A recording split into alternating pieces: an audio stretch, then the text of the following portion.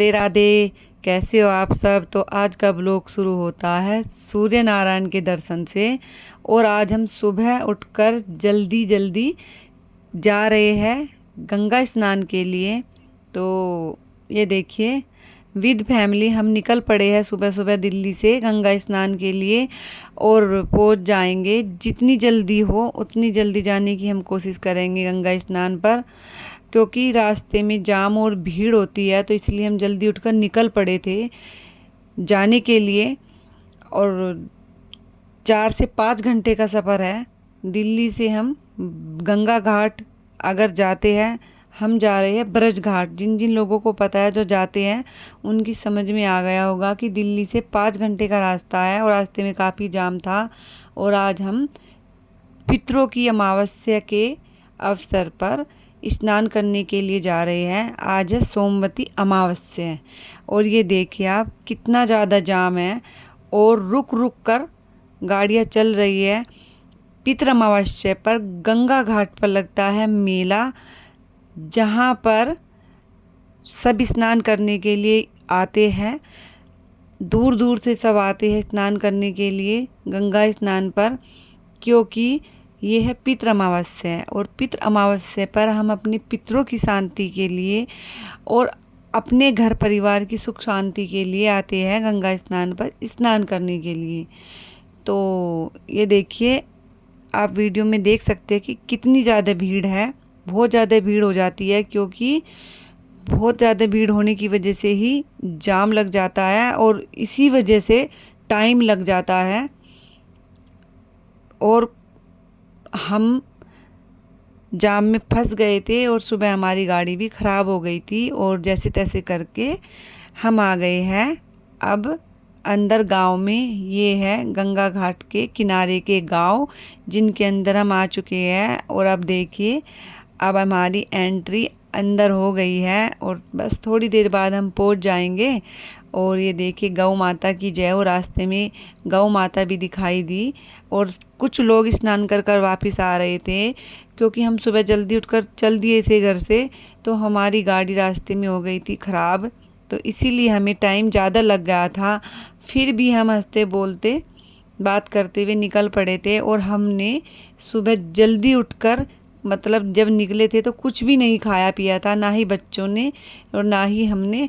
बस सिर्फ हमने पानी पिया था। और दोपहर के 2 बज गए थे। पूरा दिन पितरों का होता है और सुबह से लेकर शाम तक हम कभी भी किसी भी टाइम स्नान कर सकते हैं गंगा जी के घाट पर जाकर। और इसीलिए हमें थोड़ा देर हो गई थी और पहुंच गए हैं। आप देख सकते हो कितनी ज़्यादा भीड़ है। गंगा किनारे आने के बाद हमें दान पुण्य करना चाहिए, स्नान आदि करना चाहिए और अपने पितरों की शांति के लिए पूजा पाठ जरूर कराना चाहिए। इससे उनकी आत्मा को शांति मिलती है और हमें वे आशीर्वाद देते हैं खुश होकर, और हमारा परिवार फलता और फूलता है। और ये देखिए, अब आ गए हैं हम गंगा घाट पे बिल्कुल किनारे। और यहाँ किनारे पर बहुत ज़्यादा भीड़ होने की वजह से, आपको जैसे पता है कि ज़्यादातर लोग गंगा स्नान करने तो आते हैं पर गंदगी भी बहुत फैलाते हैं, सफाई का कोई ध्यान नहीं रखते।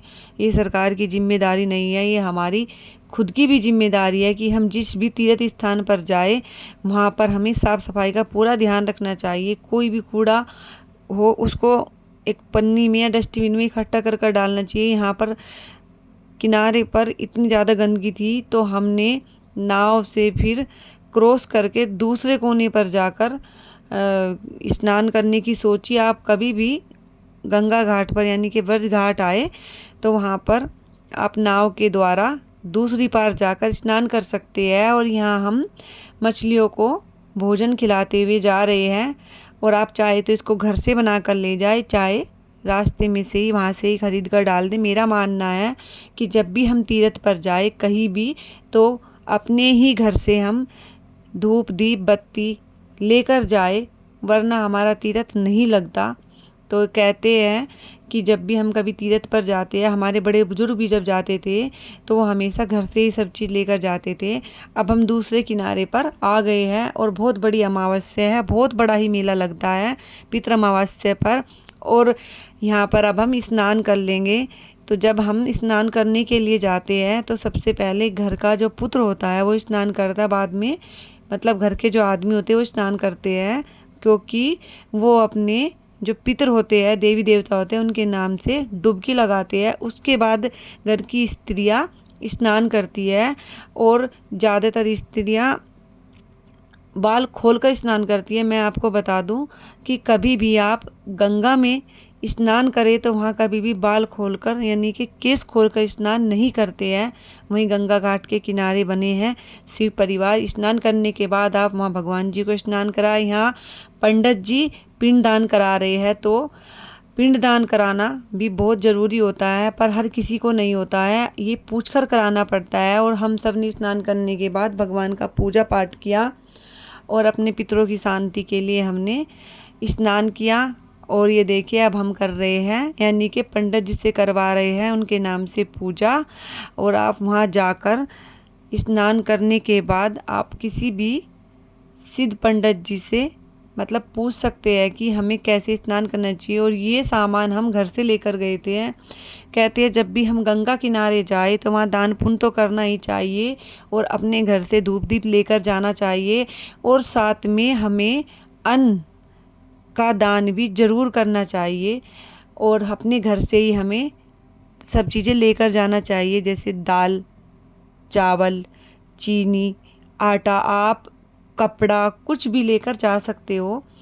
और वहाँ पर सबको आप जो ये सामान लेकर जाए, किसी ब्राह्मण को नहाने के बाद यानी कि स्नान करने के बाद उनको आप अर्पण कर दे कुछ दक्षिणा के साथ। और मैं घर से ही खाना बनाकर ले गई थी। स्नान के बाद हम सब ने खा लिया है खाना और कर लिया है भोजन। और अब हम चल देंगे नाव में बैठकर घर के लिए और पहुंच जाएंगे दूसरे किनारे पर। और किनारे पर पहुंचने के बाद हम ले लेंगे वहाँ से गाड़ी और निकल जाएंगे घर की तरफ। तो शाम हो गई हमें चलते चलते। तो ये है पितृ अमावस्या। पितृ अमावस्या हमेशा आती है, पर सोमवती अमावस्या कभी कभी आती है। सोमवार के दिन पड़ने वाली अमावस्या को सोमवती अमावस्या कहते हैं। कलयुग में रोज आई रहती है।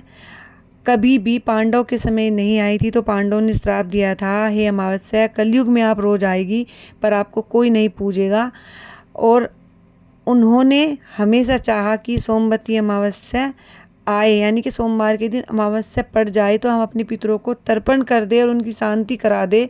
तो कभी भी पांडवों के समय पर पितृ अमावस्या नहीं आई सोमवार के दिन, तो इसीलिए कलयुग में इनको श्राप मिला और ये कलयुग में हर सोमवार को आ जाती है। इस और आप भी अपने पितरों की शांति के लिए हर अमावस्या पर गंगा स्नान के लिए ज़रूर जाए और उनके नाम की डुबकी लगाए, इनको तर्पण करें, दान पुण्य करें। और बस आज की वीडियो यहीं एंड करते हैं। मिलते हैं जल्दी अगली वीडियो के साथ। Thank you so much.